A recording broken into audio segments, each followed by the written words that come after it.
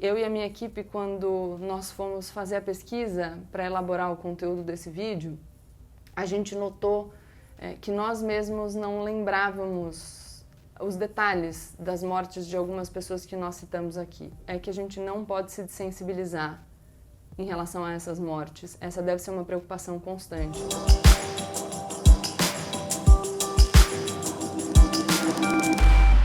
Olá pessoal, como eu sempre digo, a partir de agora, menos emoção e mais razão. Aproveito para já pedir para vocês deixarem o like se gostarem do vídeo, se inscreverem no canal e compartilharem o vídeo com seus amigos. Bom, a gente tem visto que o nosso enfrentamento ao coronavírus tem nos colocado numa situação de lidar de forma mais constante e repensar muitas questões envolvendo a morte. A gente tem que lidar com a morte todos os dias e a gente parou de ter aquela percepção de que algo que afeta o outro não significa um problema para mim. E isso porque o coronavírus, o vírus, ele não respeita nenhuma barreira.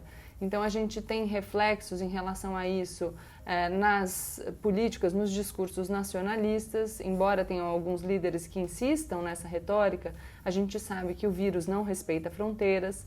A gente começou a repensar o sistema público de saúde, porque o problema de saúde do outro significa um problema para mim, quando a gente está falando de um vírus com alto poder de disseminação. E aqui eu já quero fazer uma ressalva dizendo que ninguém aqui está falando que o coronavírus foi bom, de nenhuma maneira. O coronavírus é ruim e ponto.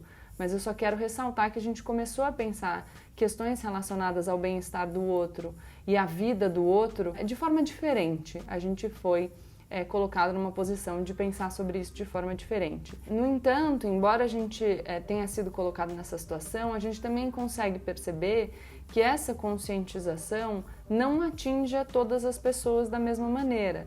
Exemplos claros de que algumas pessoas lidam com a morte de forma mais, como é que eu posso dizer, irresponsável, por exemplo, um pronunciamento do presidente Jair Bolsonaro no dia que o boletim do Ministério da Saúde registrou 1.179 mortes em 24 horas, que fez uma piada com a cloroquina, falando que a cloroquina é de direita e a tubaína é de esquerda, de novo dividindo a nação brasileira e mostrando, enfim, desprezo com determinados grupos. Outro exemplo bom são as manifestações que estão acontecendo durante a pandemia. Embora as ordens dos órgãos de saúde sejam no sentido de isolamento, de pessoas que não só vão às ruas, mas que fazem também piada e se manifestam com auxílio de símbolos como os caixões e fazendo referência a memes, ou seja, a piadas que envolvem a morte de tantas pessoas.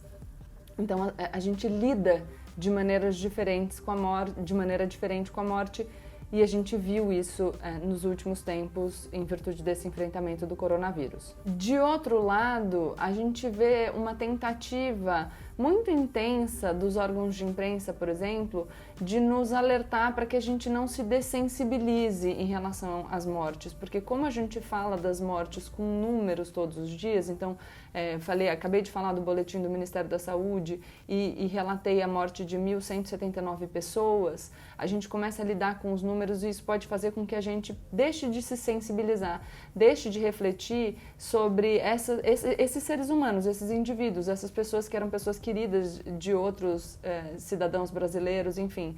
E a gente vê um esforço da imprensa de nos lembrar disso, então de contar as histórias das pessoas que faleceram em virtude do coronavírus, de mostrar os rostos dessas pessoas que faleceram, de tentar fazer com que nós não caiamos nessa cilada da dessensibilização em relação à vida do outro.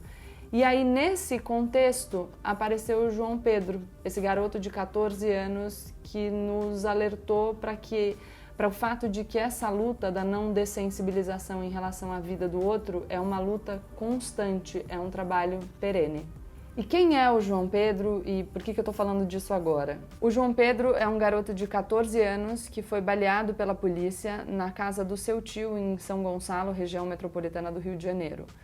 Segundo relatos dos moradores da comunidade, o João Pedro estava brincando com os primos no quintal quando traficantes pularam um muro da casa porque estavam fugindo da polícia. A polícia chegou atirando, acabou atingindo o João Pedro, ele chegou a ser socorrido por um helicóptero, mas não resistiu e faleceu. E a família não teve notícias do João Pedro até encontrá-lo no IML, o Instituto Médico Legal. Inclusive, eles tinham começado uma campanha nas redes sociais que era Procura-se João Pedro. E aí depois eles foram saber que o João Pedro foi mais uma das vítimas da violência policial no Brasil. Depois do dia em que aconteceu essa operação da Polícia Federal, com o auxílio da Polícia Civil e Militar do Rio de Janeiro, no dia seguinte, na verdade, tiveram outras operações na comunidade do Salgueiro, no Rio de Janeiro. E isso nos vai alertar para um problema significativo, que é as operações policiais durante a pandemia, mas a gente vai falar disso um pouquinho mais para frente. A morte do João Pedro nos alerta para um problema que é a violência policial no Brasil, que é um problema crônico, um problema perene, um problema que deve estar sempre nas nossas preocupações. O Anuário Brasileiro de Segurança Pública de 2019 mostra que a violência policial vem crescendo no Brasil desde 2013. E aqui eu acho importante fazer uma ressalva para começar. Quando a gente fala desses índices de violência policial, muitas pessoas se aproveitam dos dados que mostram uma diminuição no número de mortes violentas no Brasil nos últimos anos para falar que o aumento da violência policial seria a causa dessa diminuição dos índices de violência. Mas isso não está alicerçado em dados de pesquisas. Vou usar aqui a minha colinha para citar dados para vocês do Anuário Brasileiro de Segurança Pública, que diz o seguinte: não existe coincidência entre os estados nos quais cresceu a violência policial e os estados nos quais diminuiu o índice de violência geral. Então aqui, por exemplo, entre os 9 estados com as maiores proporções de mortes pela polícia, 5, Pará, Goiás, Rio de Janeiro, Bahia e Paraná, não acompanharam a média nacional de redução das mortes violentas intencionais. Então deu para entender? O fato de ter aumentado a violência policial não causou a diminuição da violência geral nos índices que a gente observa no Brasil todo. Outro dado que eu posso citar para vocês está numa coluna da Ilona Szabo, na Folha de São Paulo. E ela fala o seguinte sobre o Rio de Janeiro especificamente. No caso do Rio, Duque de Caxias, na Baixada Fluminense, teve uma das mais significativas reduções de mortes por intervenção de agente do Estado, ou seja, de mortes pela polícia, caiu 24% em 2019. E também teve uma queda importante de homicídios dolosos, de 17%, ou seja, caiu a violência policial e caiu os índices de morte violenta intencional. Então a gente não consegue estabelecer uma relação. Se alguém estiver te dizendo que a violência policial foi a causa da diminuição dos índices de violência geral, excluídos os da violência policial, pergunta para essa pessoa de onde ela tirou esse dado. E acho que outra pergunta muito importante, né? Se alguém chegar para você e disser que a violência policial, enfim, embora não alicerçado em dado nenhum, foi a responsável por ter feito cair os índices gerais de violência, você deveria perguntar se então essa pessoa acha que a morte do João Pedro, por exemplo, está justificada. E toda vez que a gente fala de violência policial, a gente precisa ser muito claro em dizer quem é a vítima da polícia, quem a polícia mata no Brasil. Segundo dados do Anuário Brasileiro de Segurança Pública, a quase totalidade dessas pessoas mortas pela polícia são homens, em 99,3% dos casos, e a maioria é negra, em 75,4% dos casos. A maioria também é jovem, ou seja, a vítima da violência policial no Brasil é o jovem, negro e pobre. Com relação à escolaridade, 81,5% das vítimas só estudaram até o ensino fundamental. Isso vai nos levar, claro, a uma outra pergunta, que é, acho que pelos dados que a gente acabou de citar, a gente consegue perceber que a violência policial ela não existe da mesma forma em todos os lugares. Ela não opera da mesma maneira no Leblon, no Rio de Janeiro, ou nas favelas. Ela não funciona do mesmo jeito nos Jardins, em São Paulo, ou nas favelas de São Paulo. Vou lembrar alguns casos para vocês. No dia 4 de maio de 2019, vocês devem se lembrar que o governador do Rio de Janeiro, Wilson Witzel, aquele que falou que a polícia tinha que atirar na cabecinha para matar, ele postou um vídeo entrando num helicóptero, carregando o helicóptero com armas, e aí falando que aquela operação seria para acabar com a bandidagem. Depois disso, moradores das comunidades que o helicóptero sobrevoou acabaram falando sobre tiros disparados que atingiram inclusive um local de culto. O Wilson Witzel, claro, ele não está na linha de frente de batalha, ele só posta o vídeo nas redes sociais. Mas é importante a gente pensar, porque algum tempo antes, se vocês vão se lembrar, porque tem a ver com o Rony Lessa, que é um dos suspeitos de ser o responsável pelo assassinato da Marielle Franco e do seu motorista, o Anderson, ele foi preso num condomínio na Barra da Tijuca, chamado Vivendas da Barra, e na mesma época, um amigo seu que morava no Meier, na sua casa teve apreendido 117 fuzis incompletos. Mas nessa operação, por acaso, não tinha um helicóptero sobrevoando a Barra da Tijuca e nem o Meier atirando assim, à torta direita, sem saber muito bem quem ia pegar, embora tenha sido um recorde de apreensão de fuzis no Rio de Janeiro. Um outro exemplo foi um caso recente que aconteceu na favela de Paraisópolis, em São Paulo. Para quem quiser acompanhar, é só pesquisar uma notícia sobre uma ação da polícia num baile funk realizado nessa favela, que resultou na morte de 9 pessoas que foram pisoteadas e morreram asfixiadas. Eu gostaria de lembrar aqui o nome dessas pessoas, então eu vou me valer da minha colinha. Marcos Paulo Oliveira dos Santos, de 16 anos, Bruno Gabriel dos Santos, de 22 anos, Eduardo Silva, de 21 anos, Denis Henrique Quirino da Silva, de 16 anos, Matheus dos Santos Costa, de 23 anos, Denis Guilherme dos Santos França, de 16 anos, Gustavo Cruz Xavier, 14 anos, Gabriel Rogério de Moraes, 20 anos, Laura Vitória de Oliveira, 18 anos. Acho que a gente pode pensar se essa operação teria sido realizada da mesma maneira se a gente estivesse falando de uma festa nos Jardins, por exemplo. E a gente sabe que existe tráfico de drogas também nas festas nos Jardins. Para ilustrar muito bem essa diferença de abordagem nos espaços diferentes das cidades brasileiras, a gente pode usar uma entrevista de 2017 do tenente-coronel Ricardo Augusto do Nascimento de Mello Araújo, então comandante da Rota em São Paulo. Eu vou me permitir aqui pegar a minha colinha para ler exatamente o que ele disse na entrevista. Vamos lá. Então, o então comandante da Rota estava falando sobre como a polícia deveria agir nos diferentes locais aqui em São Paulo, e ele diz o seguinte: é uma outra realidade. São pessoas diferentes que transitam por lá. A forma de abordar tem que ser diferente. Se ele, policial, for abordar uma pessoa na periferia da mesma forma que ele for abordar uma pessoa aqui nos Jardins, ele vai ter dificuldade. Ele não vai ser respeitado. Da mesma forma, se eu coloco um policial na periferia para lidar, falar com a mesma forma, com a mesma linguagem que uma pessoa da periferia fala aqui nos Jardins, ele pode estar sendo grosseiro com uma pessoa dos Jardins que está ali andando. O policial tem que se adaptar àquele meio que ele está naquele momento. Não sou eu que estou falando, né? Era o próprio comandante da Rota dizendo aqui em São Paulo que a abordagem é diferente. E é o que a gente vê todos os dias. Tá certo isso? Tá certo que a polícia atue para proteger alguns, quando a gente fala de bairros nobres do Brasil, e reprimir e ser violenta com outros, quando a gente fala de população pobre e negra, principalmente? A gente tem discutido muito sobre como essa questão do coronavírus tem afetado a nossa saúde mental. A gente tem tido que ficar isolado, a gente está longe das pessoas que a gente ama, a gente está com medo porque o coronavírus é um risco para a saúde, para a nossa saúde, para a saúde daqueles que a gente ama. A gente está com medo dessa impossibilidade de trabalhar, a gente não sabe muito bem como a gente vai conseguir pagar as contas. Agora, imagina tudo isso junto com o medo que a população das favelas sente quando a polícia entra numa operação. Imagina tudo isso tendo que sair na rua depois e encontrar corpos pelo chão. Imagina tudo isso sabendo que as pessoas que estão tentando ajudar essa população mais vulnerável, levando produtos de higiene e cestas básicas, não podem trabalhar nos dias em que a polícia entra nas favelas. Então imagina você passar por tudo isso que todo mundo está passando em relação à saúde mental, junto com o medo da violência que vem do Estado. Imagina como é ser pai ou mãe de um jovem negro na favela e ter que lidar todo dia com o medo dele ser morto, sem ter condições de sair dali.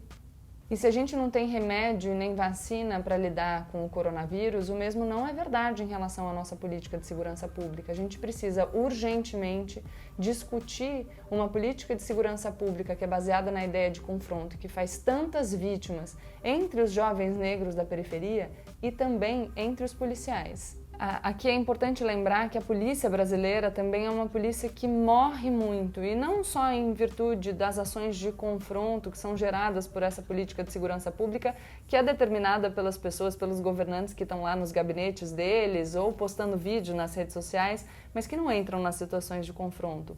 Essas mortes dos policiais decorrem também de situações relacionadas à saúde mental, de uma categoria que vive sob intensa pressão, que é mal remunerada, que tem baixa condição de trabalho, que não consegue nem ter o equipamento que necessita para trabalhar e que apresenta índices altíssimos de suicídio, por exemplo.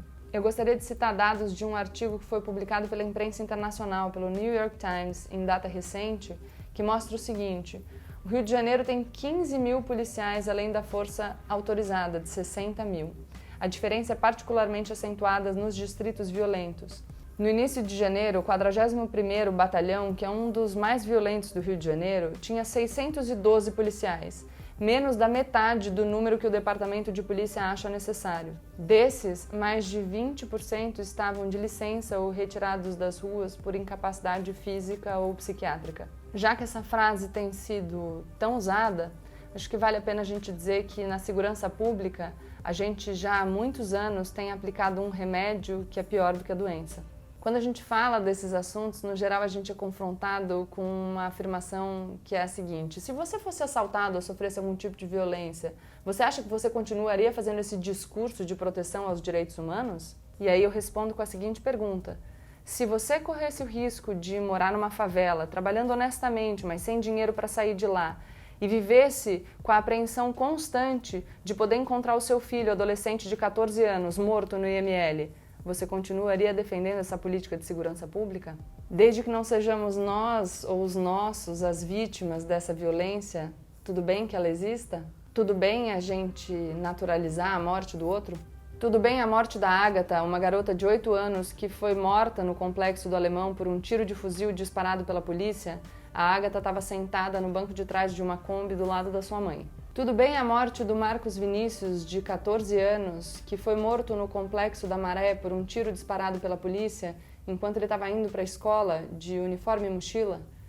O Marcos Vinícius, antes de morrer, chegou a falar para a mãe dele: mãe, eles não viram que eu estava de uniforme?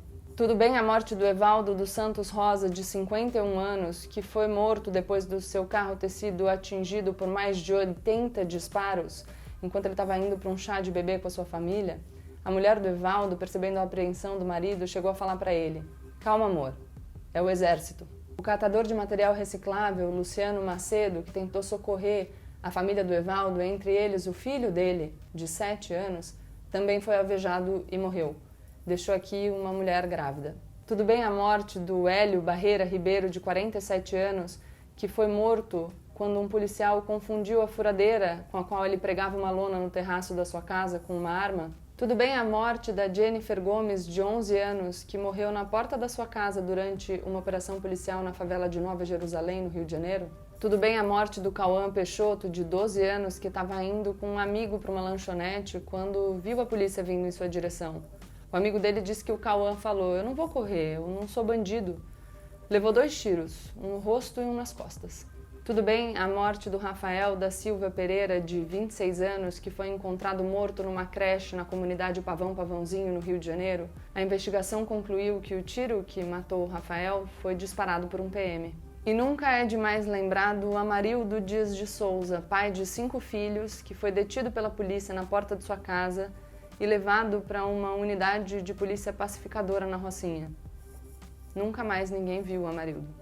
Entre tantos e tantos outros casos. Queria terminar esse vídeo dizendo que eu e a minha equipe, quando nós fomos fazer a pesquisa para elaborar o conteúdo desse vídeo, a gente notou que nós mesmos não lembrávamos os detalhes das mortes de algumas pessoas que nós citamos aqui. E aí, a mensagem final desse vídeo é que a gente não pode se desensibilizar em relação a essas mortes. Essa deve ser uma preocupação constante. E a gente não pode esperar mais um João Pedro para a gente se lembrar de todas essas pessoas que faleceram em virtude da violência policial e para concluir que a gente precisa urgentemente repensar as políticas de segurança pública no Brasil. É isso. Sei que esse é um vídeo mais difícil. Foi difícil para mim também gravar, mas é importante a gente falar sobre esses assuntos. Se vocês gostaram, por favor, deixem o like, se inscrevam no canal e compartilhem o vídeo para que mais pessoas possam refletir sobre isso, tá bom? Um beijo e obrigada!